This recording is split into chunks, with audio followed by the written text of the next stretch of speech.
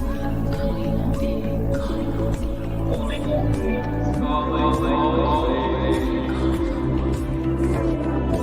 Calling all beings.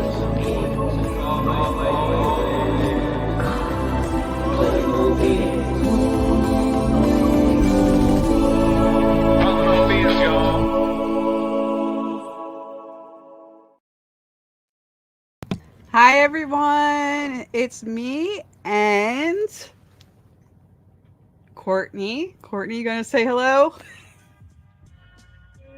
Welcome back to Tab. Deb and I are co-hosting tonight. I'm so excited. Right, so we wanted to have a chat, have a conversation with some really cool co-hosts of their own show, Elephant in the Room. And without further ado, we would like to talk to them. Please bring them to the stage.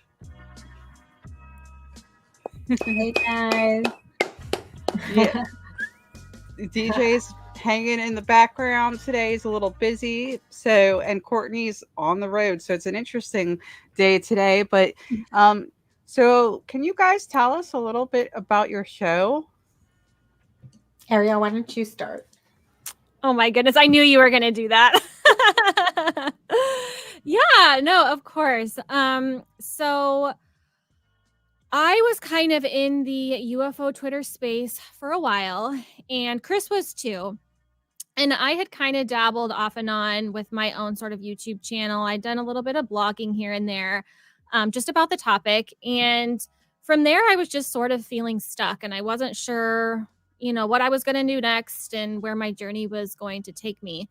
And then out of the blue one day, Chris DMs me and basically just said, "Hey, I have a crazy idea. How about you and I start a podcast?" And I was like, you know what? Yes, let's do it. And so we did not know each other at that point. And we hopped on Zoom like a week later just to kind of meet and greet and get to know each other. And we instantly knew, we're like, this is the vibe. We just had so much in common. There were synchronicities.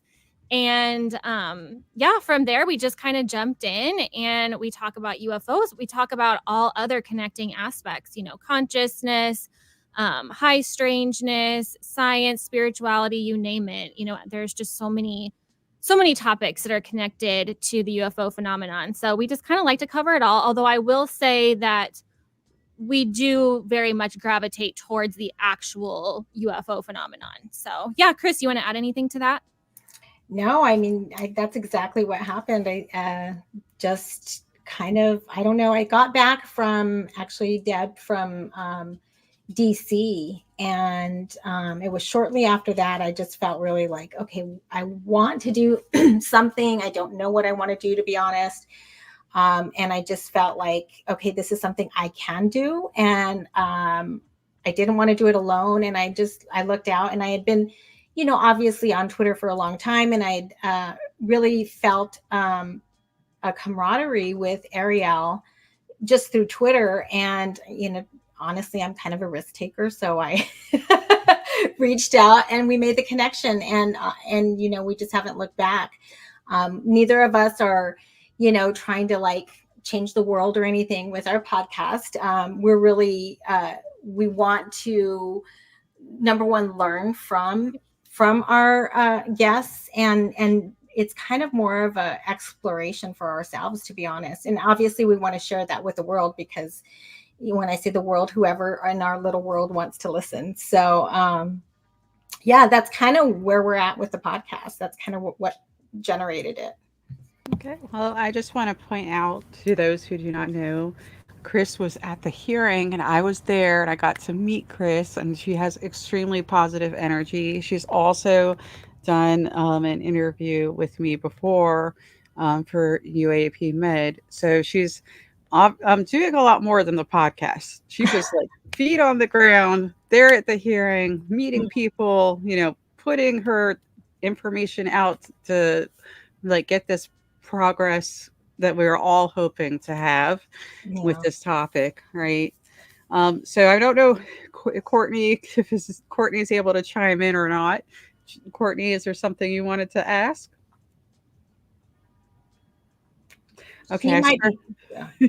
Yeah, I swear Courtney's there. She'll be back. Okay, so okay, so the next thing I wanted to ask you guys about the show is in this exploration that you're doing together, what is sort of like standing out for you as something that people should be focusing on more? Like in this topic, like you mentioned consciousness, that one's sort of like, controversial for people, but what is like really like this is something we really need to dig into more. The first thing that comes to mind for me is, I have not dug too far into the work of Jacques Vallée, but I'm just, I'm aware of what his, the brief overview at it. And, his idea is that we need to look broader and we need to try to find a way to account for all of the aspects of the UFO phenomenon that we sometimes brush aside, even things like, missing time, things like that, or just orbs or, entities and just high strangeness that often accompanies a quote unquote nuts and bolts sighting. We need to find a way to account for that. And, I know he's a proponent of the interdimensional theory, and he thinks that maybe that is something that can account for, grouping everything together. But I think that's something that some people tend to shy away from, is they want to just focus on the nuts and bolts. But once you really get into this topic, you realize that there's just so much more to it. And we can't just keep brushing that high strangeness stuff aside. Yeah, I agree. I think I remember when I first got on UFO Twitter, it was like in 2021, and spaces were just starting, and we jump onto spaces, and I remember we would call it the woo back then. It was like no one wanted to talk about the woo, but a few of us wanted to like go there because their experiences included high strangeness. But now I do see it as more common as a topic that people are willing to engage. But I think from a scientific perspective, it's going to be very difficult for that shift to happen because of the scientific method, and it's very difficult to repeat, right, these types of events. But I mean, honestly, there's so much hope, I think. And I just saw that episode last night of Ross Coulthart. I don't know if you guys saw it, and I apologize because I don't know the man's name, but he had one of the scientists from Skinwalker Ranch, like the early, the BASS ASAP program Skinwalker Ranch guy on. And he talked about a study, and Courtney, you may be familiar with this, of like 600 patients where they've got correlation data from like 3 data points, and with personal devices these individuals wear, and record not only like biological, like body response, but environmental response. And then they also have anecdotal experiences. So 3 out of thousands of patients, they only picked the ones that had these 3 data points, which they had several that had like 2 data points, which was still a strong, correlation, but they didn't accept that. So I'm just starting to see that there is more data out there than we were aware of, than has been made public. And those types of studies are taking into account the anecdotal data that identifies the high strangeness, the experiencer. They did a great case study there where they showed, this experiencer waking up and saying, oh my gosh, like if I was ever abducted, it was last night. And they were able to correlate it with the other 2 data points to like the second. It's just amazing what's starting to happen, I think, anyway. That was Jim Segala's study, Chris. I think that you're talking about, and they did like a multiple prong approach where they gave the experiencers, and correct me if I'm wrong, but I read through all the slides and everything and have been following the data that's come out from that. But what I thought was really novel in that research is they gave them like a personal device to take with them to work and also in their home. And one of the things that they found was there was 22 times the gamma ray signature out of their sensor data with the experiencer. So I thought that was really interesting. I didn't get to watch the recent video, but I really like the way they're the way they're collecting their data and how they're doing it. He did a really interesting study. So I'm waiting to hear more about it. I've asked a couple people who we've had on cab about that data, and they've all just said, ask Jim. So I need to go to Jim and ask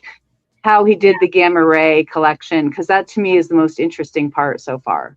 Well, and it sounds like we can purchase this device from him. So I mean, I have no idea how much it is, but I was definitely tempted to look it up because, you know, like Jared on UFO Twitter, he's doing a project that incorporates different like EEG data. He's trying to study the same thing, and it's just like, well, there's already somebody out there doing some of this. This is really interesting, and it's yeah, I don't know. I just found that recent. Who is that individual? Can you say his name again? Because I'm not sure I'm aware of him. Dayarbo, Dayarbo, I think, on Twitter. Yeah, I've actually interviewed him as well. Yeah, and he works Joel from the Future folklore. Future folklore incubator. I got you, girl. Thank you. There goes my name thing, my brain. But yeah, anyways, he's doing some early investigations in that manner.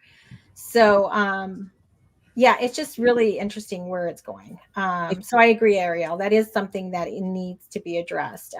And from a multi-dimensional way, we need to approach the topic, because there's just too many fingers, too many areas it impacts, and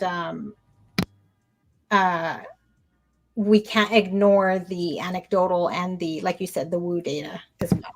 I think my favorite part about this, though, is like people try to say there's one side or the other, but it is 100% possible to merge them with things like that. And by the way, the device, there's one called the Muse. I know they're not sponsoring me, but it's on Amazon. I've seen mixed reviews about it, but supposedly it's like, you can just read your own brain waves at home. And I was fascinated by it. And when they did use something similar at Skinwalker Ranch on, I can't remember his name either. I have probably. Chris Bledsoe. Yes, thank you. I'm surprised I remember it, only because I recently watched it. They talked about the theta brainwave state, and the theta brainwave state is fascinating because that's the one where people have like these epiphanies of great ideas. It's also the one that's when people are meditating, they reach, or having deep prayer. So I feel like if we meditate or have deep prayer, we're going to have like these deep revelations if we access that theta brainwave state. So it is interesting how often, like when we put science to the woo, there's actually something underneath it that can be helpful to everyone. So yeah. I agree. It's cool. Very much so. So I wanted to ask, now that you guys have been underway with this exploration and you've identified some of the things that really need to be looked at, what still strikes you as just like really weird? Like what is just like too weird for you at this point, or like something that makes you go, whoa? Because sometimes we hit something that even I'm like, oh, I don't know about that. I don't know if I want to go down that rabbit hole. But what is it that you guys are dealing with? That's such a great question. Yeah. Ariel, do you have anything yet? Because I mean, to me, there's a few things. I feel, I don't know, for me, time traveling humans gets me every time. Like when that theory is brought up, my brain, I don't know. It breaks. I feel like that would just fundamentally, because yes, visitors from another planet, absolutely, that would fundamentally change everything too. I'm not saying that wouldn't, be just crazy, but being able to travel time, I mean, that would change everything, and that would really just even change how we look at history in the past. I mean, it would just, I don't know, that just for me is something that is kind of blows my mind to think about when that theory gets brought up. That's a really good one. Yeah, for me, I think the thing I personally struggle with the most is the sorry. Oh no. We understand. Yeah, my no dogs are no barking. big no big deal. Well, what about you guys? What's your strength? What's yours? Oh, the non-corporal thing. There's the theory that NHI has gotten to the point where they don't need bodies. Oh, yes.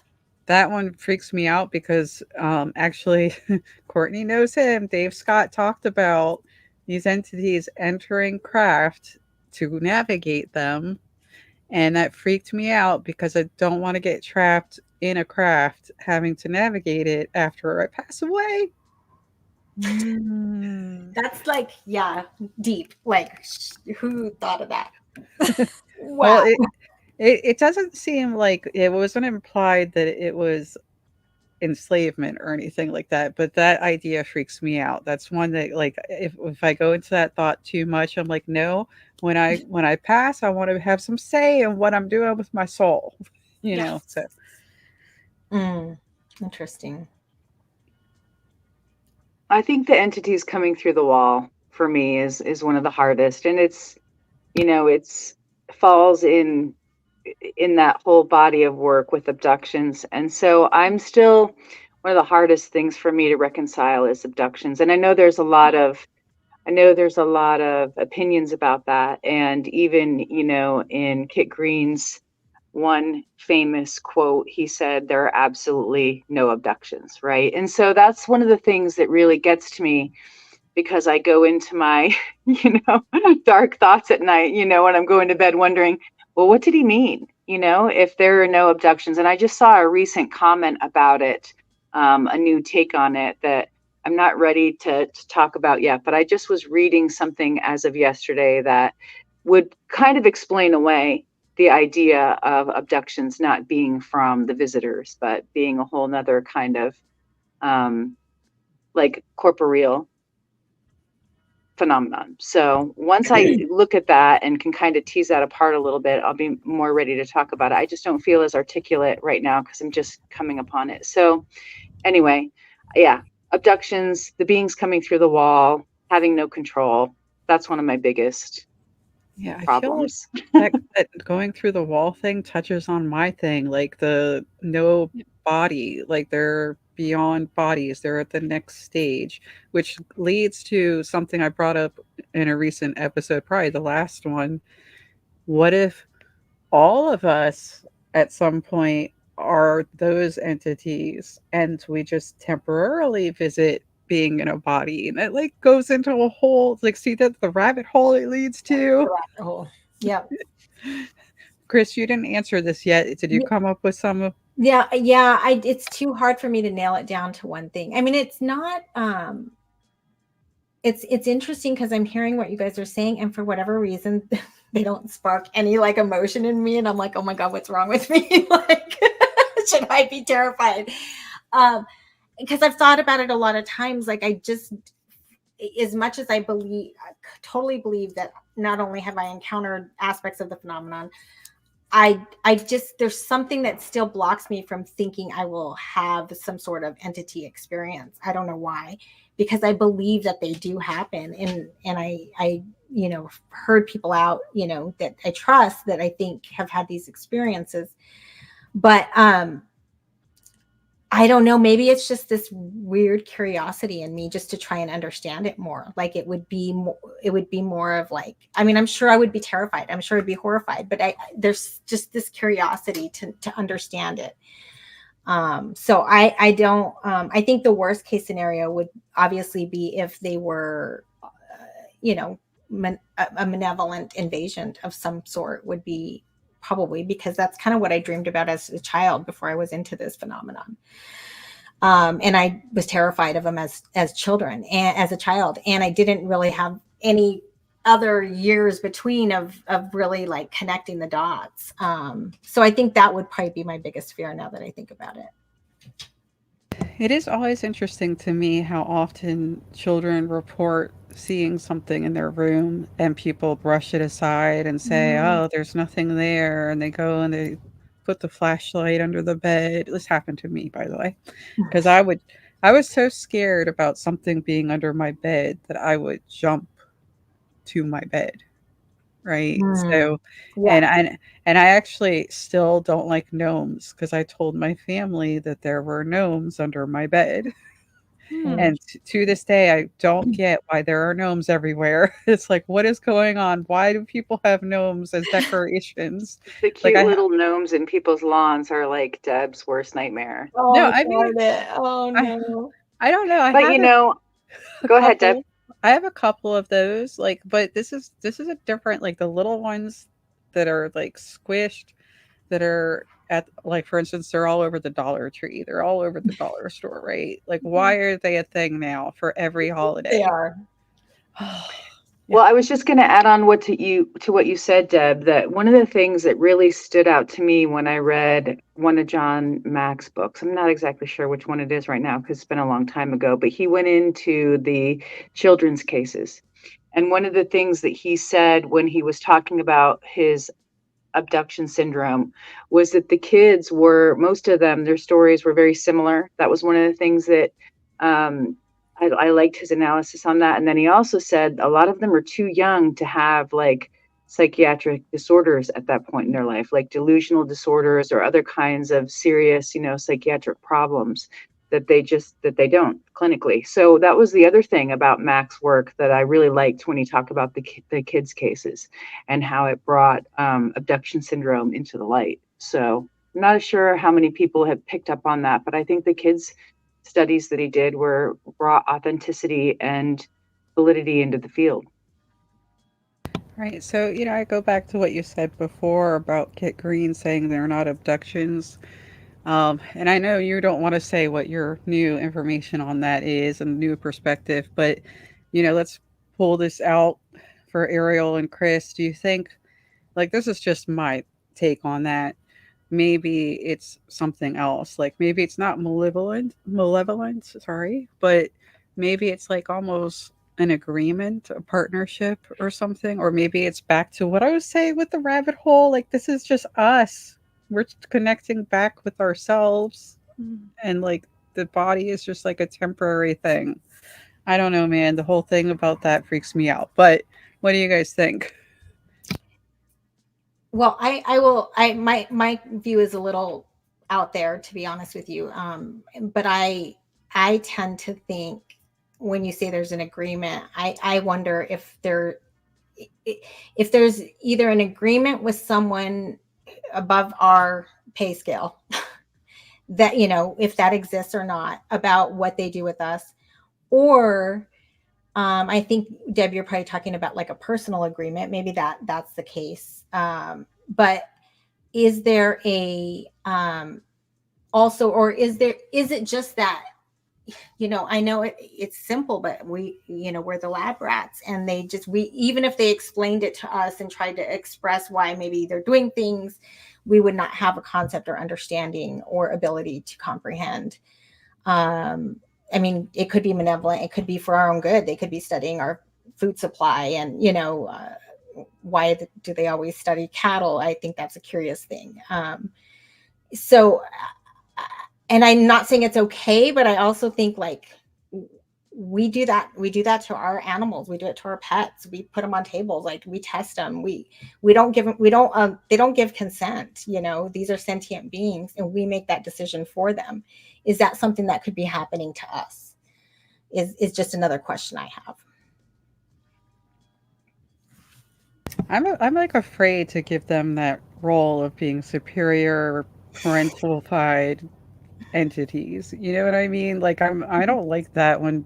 And I'm not saying it's not the case. I'm just saying it makes me really uncomfortable when people talk about them being superior. And I'm like, just because someone has a better car, it doesn't make them better than me. I have to. So I just, it's like a self-righteousness comes out. What do you think, Ariel? I tend to agree with you. I feel like, and I understand, but I don't necessarily.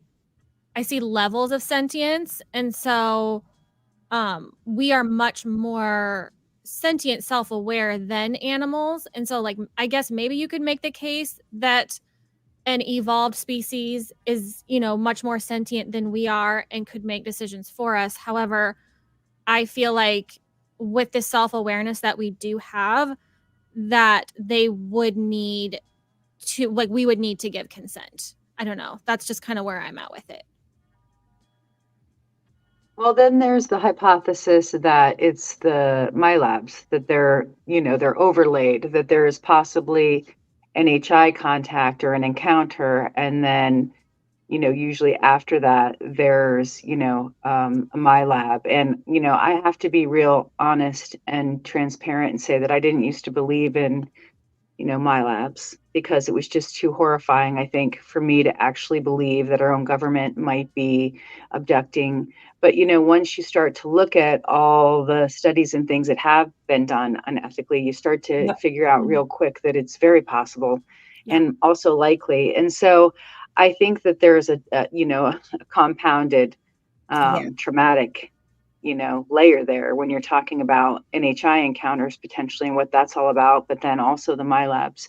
So I have heard a lot from experiencers saying that they believe that it's the government, that one part of this is the government. And so it's horrifying, right? It's horrifying to think that that's happening, but that it's all being done supposedly even legally, right, for studying the phenomenon and studying the NHI. So I have a problem with all of it, actually, because I think that it's not only consent, it's like violations, right? Physical, mental, emotional, and being violated, and then being left with having no answers to any questions at all. And so I think that's why I have such a hard time with that part of the field of study, is because it's all unethical, it's all horrifying, and to be knowing that, you know, the MyLab phenomena is real for me now is even taken me many years to process and absorb and to come to grips with it, because so many people have similar experiences. So I don't know how you feel about that, Deb, about, you know, the MyLab part of it. We've never really talked about that, but I imagine you probably don't, you know. We're going to bring that to the table, but before we do, and Anon ET, by the way, mentioned MyLabs in the chat. Hi, Anon. I just wanted to say, before we bring MyLabs out and some of the things that are behind that, I wanted to mention the consent part, that even if we were in some way giving consent to these entities, it's sort of like getting consent from a drunk person, because we hear about them manipulating people with a sense So of true. That is such a good point. right, like they get like people this wave of euphoria, right? And I'm like, that's manipulation. Like we don't know, like they're suddenly feeling really happy to see this giant ship over their house. I'm like, no, something's not right there. Or like they manipulate, because it's not that actually hard to do. Like they do that now with a type of therapy that's like a magnetic wand that they put over someone's head. And imagine having greater technology. Like you can easily manipulate people if you know how to do it.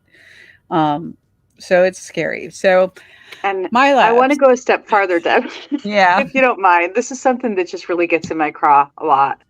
And I am going to be controversial in saying this, but we're all women here, so we have a stake in this. And nobody ever talks about it, but I think it's time we finally start, especially as women, like spearheading some of this together. And I didn't think this would come up, but it's a good segue. And nobody has to make a comment on this. It's just something that I've been really upset with lately, is I hear Danny Sheehan, you know, on the circuit, you know, in the podcast circuit, talking about disclosure and talking about, you know, our intergalactic family and being part of citizens, right, of this larger universe. And one of the things that crops up periodically, is that he's talking about abductions, and he talks about how if women were allowed to give their material, right, give their give their material, then a lot of these abductions might not happen anymore because they're giving consent to give their reproductive material, and men too. And he speaks about it in a way that's like, we're already there, for one, which gives me a real strong gut, no. And then the second is that, we should be allowed to talk about this, right? Women should be allowed to have a vote and discuss this. I mean, we live in a democracy, for goodness sake. We're very lucky for that. But when I hear those concepts come up, like if women and men just were giving their reproductive material, we wouldn't be in this situation anymore. I also think that needs to be discussed, especially by women. So that's one of the things that I've been discouraged by recently on the podcast circuit when it comes up, and there's no women in the room or on the podcast talking about this or addressing it. So you guys don't have to comment on it, but it's just something I see, like a wave happening in the sound bites and stuff. And I can't speak to it personally, Courtney, but I can tell you, my close friend who's an abductee is a male, but one of the things they struggled with was intimate relationships with women, especially during the woman's reproductive years, because it would impact them and they would have visitations. And sorry. So it is something, that even is in men's conscious awareness. I'm sure experiencers may have thought about that, and nobody's really talking about it. And there's also the equation where women are introduced to beings that are supposed to be their children. I haven't heard a lot of cases of men being introduced to those children, and it doesn't go well, and it's almost treated like an experiment. And can you imagine, like, I don't have this experience, but can you imagine being introduced to a child that you're not raising and that you're actually afraid of and may have somewhat scary abilities, but still be partly human and want you to take care of them, but not be able to express? Like, it's so complicated, right? Imagine you're introduced to that kid and then you're like taken away. I think that's the horror behind it. I think, honestly, that's the horror behind it that I have the most fear-inducing, like, response about, and I can be honest about that's part of it that I've always just been the most tenuous about of all. And Chris, you were muted, but I saw you trying to chime in on that. No, I can see that as being very difficult and dark. And I think I can understand, I guess, having a little bit of that fear, because after, my recent experiences, you start to think back over your life. And the one thing that I know is that I used to have reoccurring nightly paralysis and hear footsteps coming upstairs to my room, and then I would black out and I don't remember anything else. And that was happening quite frequently.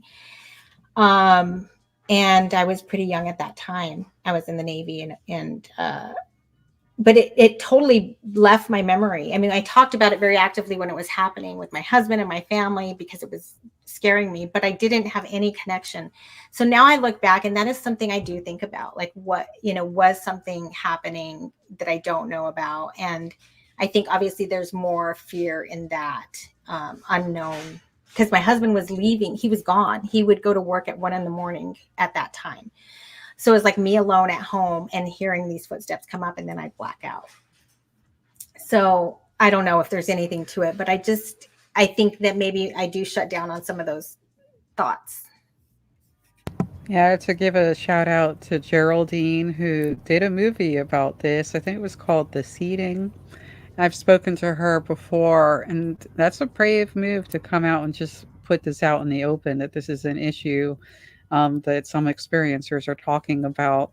And it's a whole ball of wax that we're not actually bringing out into the community and dealing with. Like, that's traumatic. And on a personal level, I did try to meditate on this, and I was kind of like given the impression that these are not children that you can nurture. Like they are as needy as a human, but they can manipulate and control you. And can you imagine even a human child being like that, that has like special telepathic abilities and can manipulate? Like that's horrific. It was. You're muted again, Chris. Sorry, I'm worried about the dogs. No, yeah, that's hard to imagine, to be honest. I guess I would ask Danny Sheehan. I mean, so he's saying that if we just had the ability and freedom to give our material for them, they would not abduct us.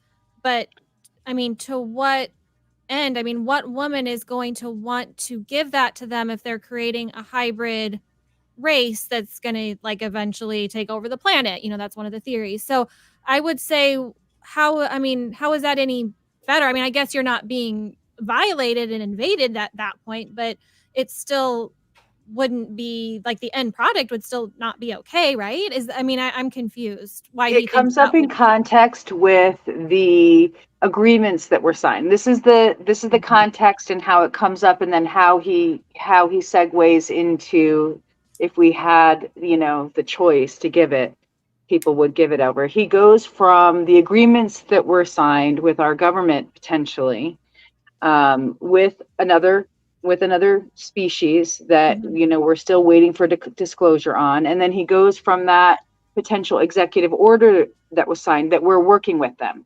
And so if we've been working with them, the abductions are being taken place essentially underneath that agreement and that Right. historical, essentially understanding or partnership between these groups. And then that's how abductions are made possible. So then he talks about, if we were to change this and disclosure happens and those agreements are made public and people understand what's been going on, then he goes into, well, then we could have potentially, people possibly giving their reproductive material in order to, prevent abduction style harvesting or gathering of reproductive material. So that's how he kind of strings it together in context like that. And in a sense, you could see, okay, yeah, well, that would make sense. But my problem with it is that we need to get through, essentially, if that is to happen, a truth and reconciliation process with our own government about the fact that it's happened in the first place. Yep. And then we should be able to decide, rather than just proposing that as a potential alternative without even, discussing that, especially with the people who have been harmed in the past by this program.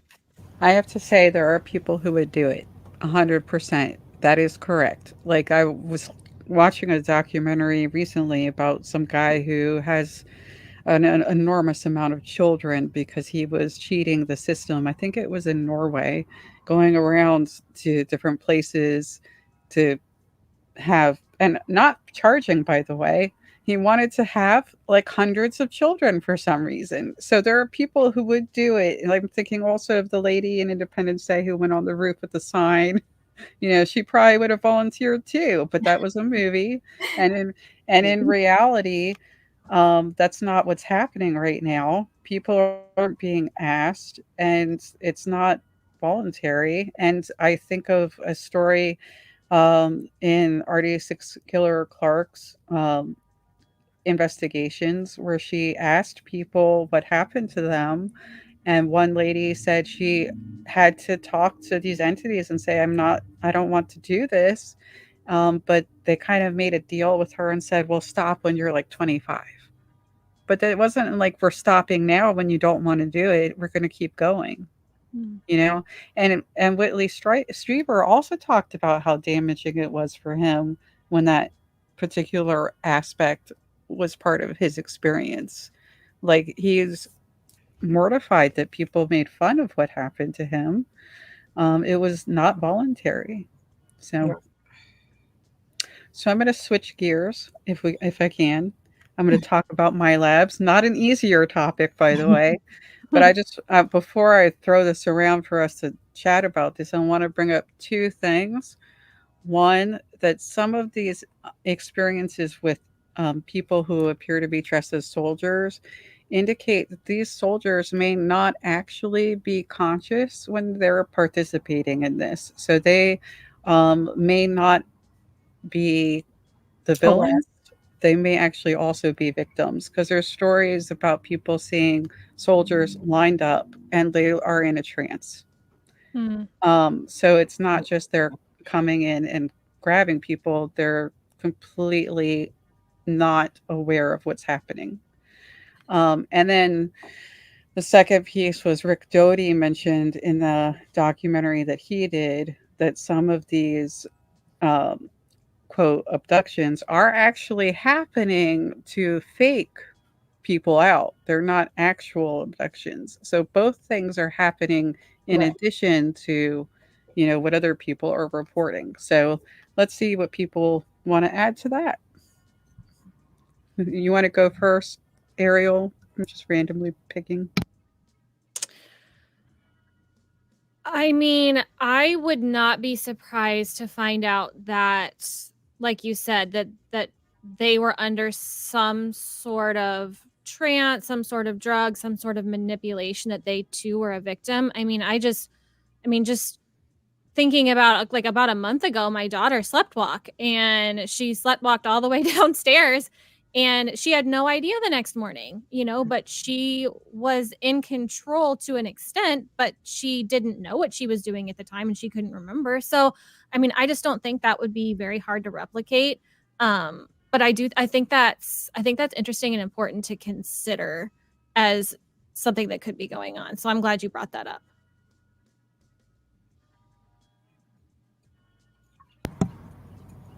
Chris, you want to go next?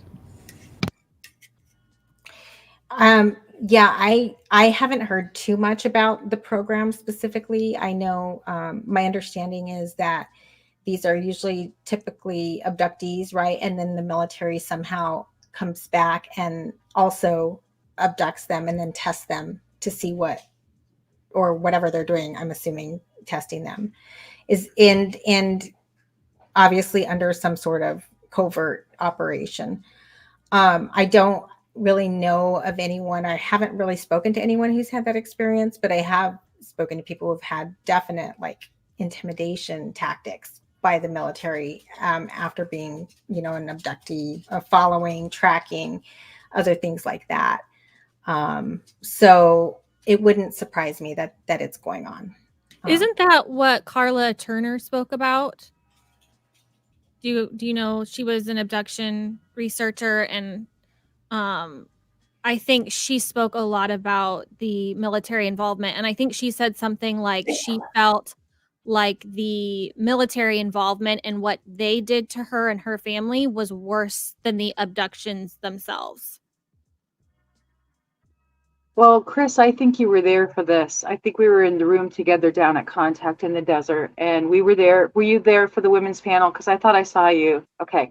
Well, Yvonne Smith talked about this, and she said that she's seeing a recent phenomenon in her practice where she's noticing a lot more abductions recently, even in the last few months. And so there is this idea, out in the community that abductions used to happen in the 70s, and hit a peak and then, waned. But she said that's not the case, that she's seeing a lot more. So I'm not, like commenting on the first question, but I'm wondering, Deb, like,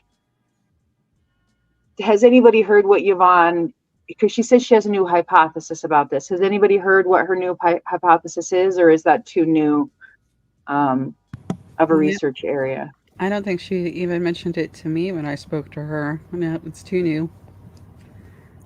No, but I think, just tying in some of these loose pieces on abductions, like the missing 411. And I just, Native American women, I just feel like there's got to be a tie in to where they're going. How is nobody reporting them missing? How are they I just don't understand some of these missing person cases. And it does make me think that there's, and I don't know if it's government or, NHI, but there's some sort of connection, I think. My sister's always constantly reminding 7,000 people missing in national parks every year. Yeah, it's ridiculous if you go Pretty look staggering number. Yeah, if you go look at a missing persons page, it's extremely depressing. It's like all ages. It's clearly not just, obviously there's some cases that involve human trafficking, but why would they take people who are a certain age and beyond for human trafficking? Like, that's not what's happening to them, right? It's just excessive. And it gets into really dark things. So I'm trying to switch gears again because I don't want us to go there too much. I don't even want to talk about it, but Report 13 keeps going through my head. Why isn't that one out in the public yet? From Blue Book. Have you guys heard about that? No, tell us. Oh, it's supposedly, if you look at the sequence with Blue Book, 14 is the one that's out in public. And then you go back, you see, 1, 2, 3, 4, whatever, but 13's missing. And I'm like, that's not like when they used to make elevators and being superstitious, right? It's missing for a reason. There's a rumor, and some people have said they've seen it, that it goes into really dark things that have happened to humans, Hmm. and that it may eventually come out. Oh, wow. Were you suspecting, Deb, along with that rumor, with the other rumor that we heard that some classified Project Blue Book files might come out in the declassification through the archiving process, or is that separate? It may be. It may be that's where 13 is, right? And super classified. Because if you guys have read Rubolt's book, he said that some files he couldn't even process, they couldn't even investigate. They took them from him. He also said that others that involved, you know, entities often got tossed in the trash, that they didn't want to talk about it. He definitely didn't really get to investigate a lot of those, right? So yeah, it's pretty much a trend you notice in looking at FOIA's Blue Book, that's minimized. Wow.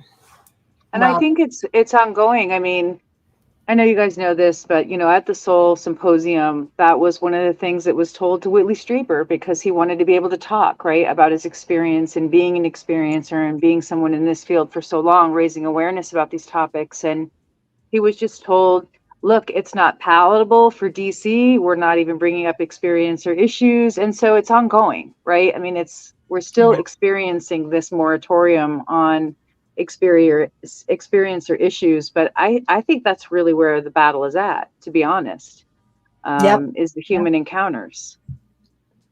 Right. I think it's also something Courtney and I've worked on before, is just trying to prepare people for this reality, because at some point in time, like I still know people who do not believe that there could be life on other planets. Like, Right. they cannot wrap their brain around that.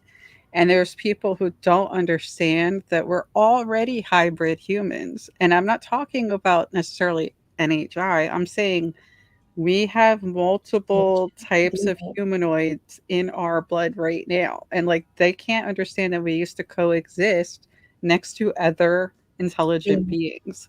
Like, there's this huge ego thing that, like, they just can't grasp it. Like, you see people resisting AI intelligence, and it freaks them out if it, like, the AI looks human, Yeah. so I can't imagine. So that's something we're concerned about too, is just getting everyone on board and ready. And how do you do that? It's like this impossible task of like, I don't even know, because I mean, I talk about it obviously regularly, and I have family members, mom, don't talk to me about this. I don't, and the things you mentioned, the going through the walls, and female issues, those are all the things that scare her, as they should. And so, but then what do I say? Because in a weird way, I do feel that some of my experiences were positive. Not necessarily like I didn't have an encounter with a being, and I didn't have, anything traumatic like that happen to me. So I can't speak like other people, but I feel like the process that happened to me as a result of the sightings and as a result of my encounters, the change in my consciousness, and the shift in like how I see the world, and that is the part that I think I value out of the whole thing, even though it was very painful going through it. There's something about it I value, I think. So it's kind of hard not to talk about it. Right. I feel like I'm thinking about David Grush talking about like this huge psyop that has happened with us, right? Like as a society. And you see it all the time. Here's an example. My dad used to work at the Pentagon. So I asked him, "Hey, Dad, can you tell me about those underground bases? I'm just curious." And he's like, "Of course we have underground bases." And then he said, "We have to stop talking about this. You're going to ruin your career." Like he has never said that this is real. Like, of course not, right? But he has definitely said this is career ending conversations. And then 10, 15 minutes later, my sister was talking about a ghost tour, and he was all in on that conversation. That's a weird psychology thing. What about the conversation we just had outside about UFOs? Why is that a career ending conversation, but we're cool with ghost? Like everyone's cool with ghost tours, right? That's a public thing. If we had like Melinda Leslie's tour everywhere in every town, like we have ghost tours, Yeah, would we be cool? probably not. I'm thinking of turning my Montana property into the Montana UFO ranch. Basically, because Melinda was like, anybody can do this. But I just want to say this before we move on. Deb, and correct me if I'm wrong, but I remember us having a conversation about how your dad kind of came around, didn't he? Or he's at least willing to be more open about it with you, wasn't he? Like down the Well, line? he gave me a UFO book, which frankly, Okay. I haven't done a All lot right. of reading lately. He gave me a UFO book. That was him coming around. The rest of my family still treats it kind of like a joke. They just give me alien gifts. They don't know that I actually appreciate them. And I decorate my house with some of them, but they aren't taking it seriously, and they're so interested in NASA and all of that. It's fascinating to me that they're not open to this idea. So there's a weird psychology. And another example of this weird psychology that I can't get over is someone is always very, very credible. Like everyone's respecting them and like have great esteem for them until they talk about this topic. And then suddenly all of that credibility apparently disappears. And it's so weird to me. So, what do you guys think about this psyop, weird psychology, movie manipulation that also happens thanks to the CIA, et cetera, that we're all dealing with?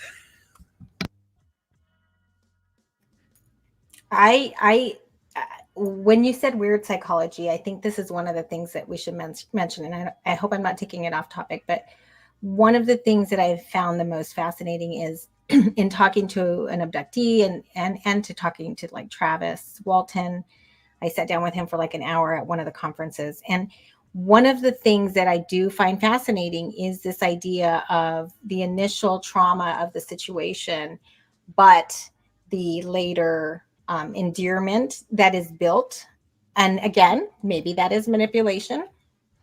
That could be some curious what your guys' thoughts on that. And also, but so there's this weird psychology thing. I mean, is it, what's that syndrome called when somebody abducts you and you know, Stockholm Syndrome. Stockholm. I mean, could it be that? Could it be, I mean, because they'll legitimately tell you they even appreciate the experience, but the thing that traumatizes them now is the stigma and the public response and the military response. So I'm just curious about that. Sorry. No, I agree. Because if we didn't respond that way, and if we let these people talk, and it wasn't snickers in the audience or snickers by someone talking to them, it would not be traumatic. And actually, that is what I've done with some of my clients. I just let them talk and then we move on. They tell me about experiences that they have. And a lot of them are kids, and they just talk about them. I don't tell them about my interests. I don't tell them my point of view. I just let them talk. And then 5 minutes later, we're talking about a video game or something. It's not traumatic at that point if you just let them speak. But the snickers, the stigma, yeah, it continues. Ariel, what did you, or Courtney, what did you want to say? I just wanted to say that I was just watching this morning. I saw something on X about Elon Musk's patient who had the Neuralink, and he was talking to Chris Cuomo, and he's into UFOs and UAPs. And so he was talking about his perspective on it, what's happening. And don't you know, Chris Cuomo comes out and says, well, look, there are some people that I can't exactly what he said, but he threw in the little green man. He had to do it. He threw the little green man into the I know. narration. And I thought, man, we're beyond that. Like, just leave the little green man behind, or the tinfoil hats, or whatever stigmifying thing you're going to say next. And I wish we could just drop all that now. And I think that just shows us we're not there yet. That's all I wanted to say about the op. I did see that. It's been very effective. Very effective. Ariel? I find that very interesting, because in the context of like personal conversations with family and friends, it's like people can kind of, be more open to it. Like I feel like I don't get the snickers. I get more just the kind of like, oh, that's nice. That's nice. Oh, that's interesting. That's nice. And then move on. I don't get like, you're weird or, any of that. But when it comes to media, we still have these news anchors just pushing the stigma, like you said, throwing in the tinfoil hat comments and the green little men comments. And it drives me crazy, because I just don't know if that's representative of what's going on in people's like personal conversations. Does that make sense? Yeah. And you know what? I'm just going to say this. Like, I started from a point of research, and just reading the investigations that were happening. Like, the Army has a PDF that a lot of people don't read. It was fascinating. That was like real life movie stuff right there. They went all over Germany trying to figure out if the Germans were doing the flying saucers that were being reported. And it was right after Kenneth Arnold sighting, and they took it really seriously. There was like page after page of all these things that they did to investigate. And I'm like, that's serious stuff. That's not joking stuff. Like, that was manpower and money and woman power, going out there trying to figure out what was going on. And those stories are being missed. They're missing them because they're not paying attention. Another one that's fascinating was that someone who worked for the US Air Force tried desperately in the 50s to have the public know more about this topic. And she wrote to people talking about the US Air Force wants to come out and open to the public information about this topic. And guess who stopped them? Guess who stopped the US Air Force? It was the CIA. Mm-hmm. That's real stuff that happened. And the media is missing it because they're making jokes. There was also stuff that scandals about people lying, and politicians, and things the politicians were doing with their money, which was really interesting actually. There was a whole article about someone who worked for a senator, and senators that created conventions.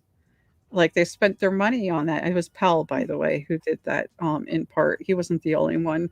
I think like Rockefeller and some other people were involved. But, these are really interesting, real things that happen, and people just want to make jokes. And it leads down to like, oh, seriously bad things that people did. Oh, I found out about Japan and MacArthur, and we made a deal to cover up the experiments that they did on people that were horrific. And that's a real thing that happened. And the media never reports on that. And they just made that deal so that we could get the data from it and let all those people off the hook. So, yeah, Courtney, I could tell you wanted to chime in. Go ahead. No, we only have a couple minutes left. And so I want to make sure we give enough time because I have some comments to say in the goodbye part. So I'll go ahead and pass it back to you. Okay. Well, I guess since we do have to wrap up, if you would like, could you please tell us what's going to happen in the future with your show? Because I'm sure people are going to want to chime in. Go ahead, Chris. Gotcha.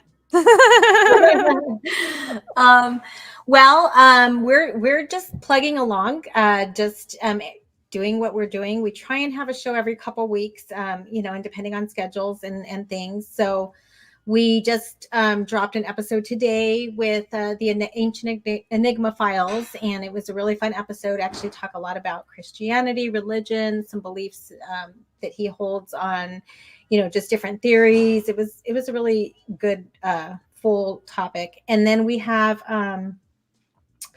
I think Joel is going to come on in August, and we have another deep dive we're going to do at the end of August. So we're going to bring on actually a couple of brothers, is what I understand, and they are going to deep dive a case with us. So that'll be fun. And then we have some really cool stuff in September. So Ariel's got the in on a really big name on simulation theory. So I don't even know why I'm going to be on the show just to listen, because I probably can't even have a dialogue. It's going to be fun. You need to start searching for Mandela effects in your life so that you can ask your host about your Mandela effect experiences. Yes. Oh, okay. Thank you for that tip. Good tip. Good tip.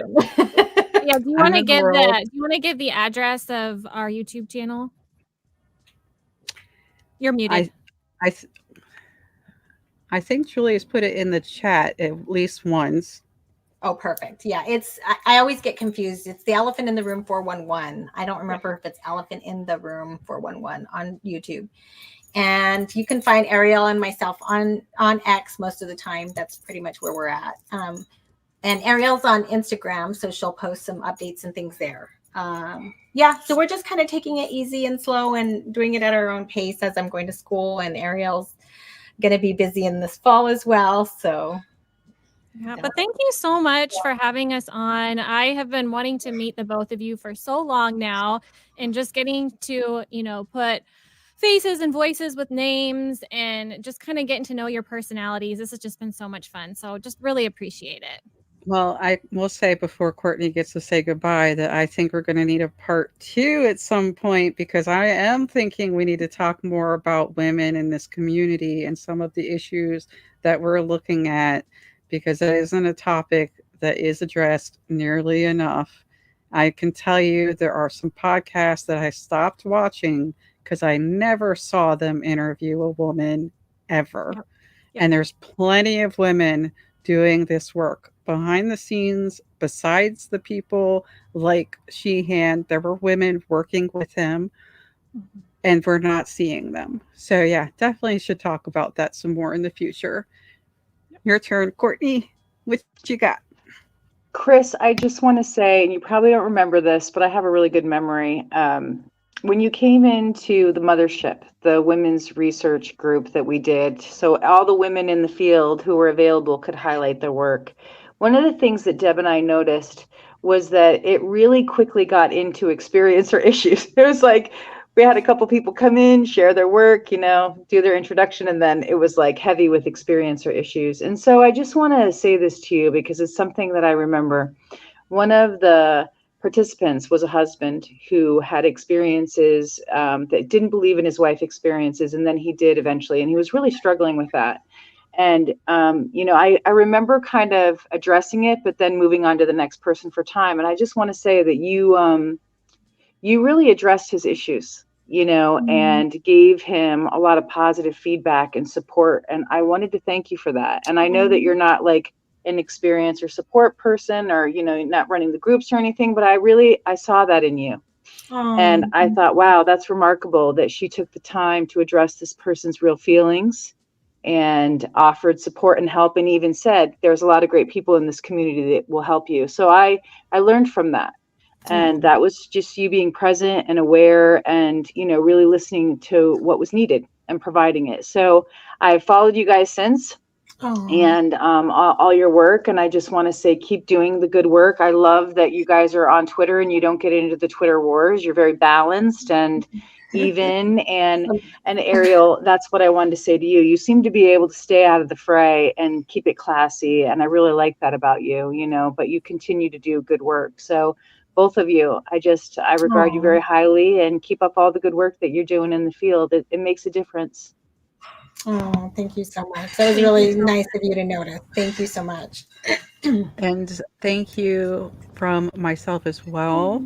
I think that some people probably really appreciated this conversation today. And the fact that we touched on some things that maybe don't regularly get touched on and should be. And I'm hoping that more people will go check out your channel and absorb all the information that you have, including some presentations. I saw that there are some presentations. People come prepared to your channel with presentations. Yeah. So Yeah. thank you again from all of us you, at guys. CAB. Thank you for writing in the CAB today. And to everyone who came to listen, thank you, and have a wonderful, wonderful night. Oh, love you, ladies. Thank you so much. Appreciate you. Bye.